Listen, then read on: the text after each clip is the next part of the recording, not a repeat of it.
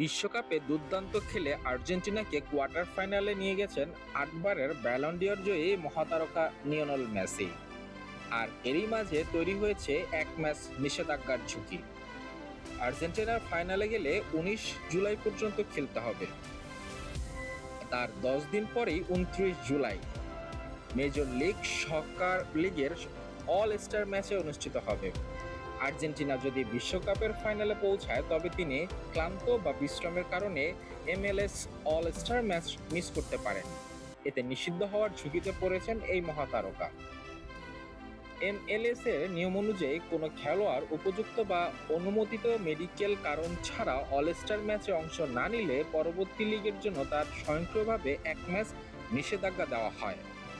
গত বছর অত্যাধিক ক্লান্তর কারণে অল স্টার গেম থেকে ছুটি নেওয়া মেসি এবার তার ইন্টার মায়ামির সতীর্থ জর্দি আলবাকে এক ম্যাচের MLS নিষেধাজ্ঞা পোহাতে হয়েছিল।